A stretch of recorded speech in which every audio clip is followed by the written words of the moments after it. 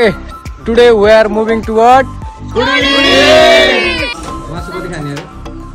Only 4 kg. अनि chicken 1 kg. 4 kg. Chicken 1 kg only 5 kg. Planning चलिरहेको छ। अहिले पुडी आइपुगेको छौँ हामी। सामानहरू ब्यागको सामानले कताले बोक्ने सामान लु खाना नि हो घरको। यहाँ ठ्याक्कै हाम्रो बिएनजी सबका टेन्सन अङ्कल कोही यता फुडी आउँदैन हुन्छ नि यहाँ भिजिट गर्नु होला। केटाहरू के हो यस्तो त्यट कोक सोक यहीँ पकाउनु थाल्छ क्या यस्तो छ। आज चाहिँ हामी यहाँ माथि चाहिँ नगएर हामी अब के गर्छौँ भन्दाखेरि चाहिँ यहाँ खोलाको छेउछेउ हुँदै अलिकति माथि जान्छु अनि त्यहाँ खोलाको छेउमै बसेर हामी आज त्यहाँ बस्नेछौँ है त। यो ठाउँदेखि चाहिँ हामी हिँड्दै जाँदैछौँ यसरी।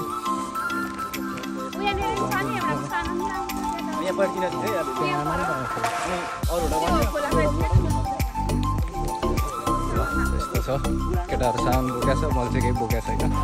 ल यहाँ यसरी खोला तर आउनुपर्छ। बारिस्टा यसरी सिक्दैछ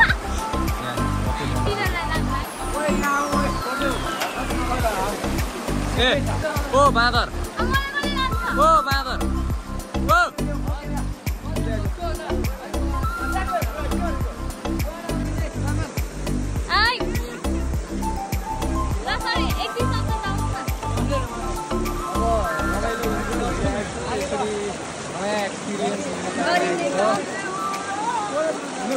होला भन्ने के हो भनेर बिर्सिसकेको थियो अनि म यहाँ छु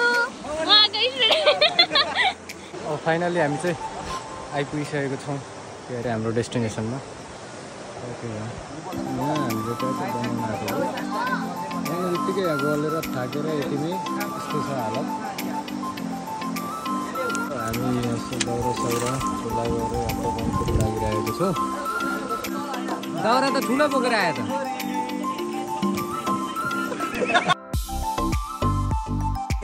आजको सेफ मासु पाक्दैछ।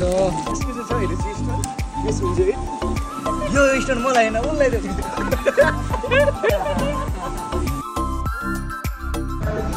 तू मेरे से प्यार करती है या नहीं करती ये बता दे तू।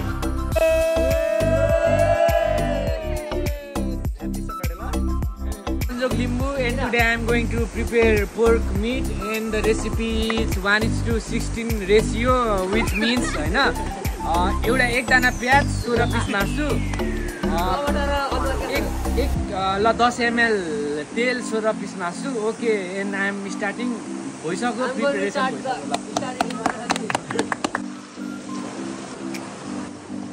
यहाँ लभ स्टोरी सुनाउँदैछ।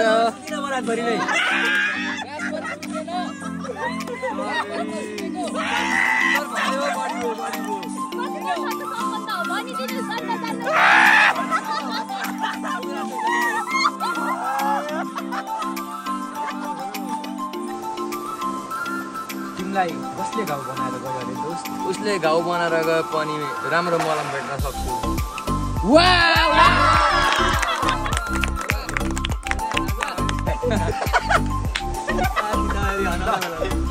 म फ्रेस भएर आएको थिएँ फेरि के भएन। ल ठिक छ उसले धोका खायो भनेर ठिकै थियो कि धोका दिएको।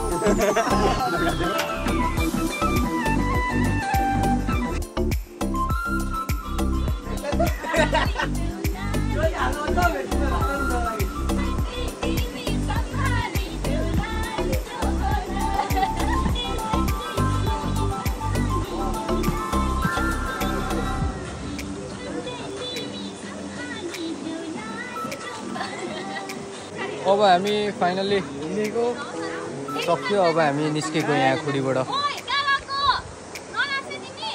कस्तो कस्तो भयो आज? आज कस्तो भयो त? एकदम राम्रो एकदम रमाइलो। भुजा चाहिँ उब्रेछ है? कस्तो भयो आज? अब नाच्नु चाहिँ बाँकी छ।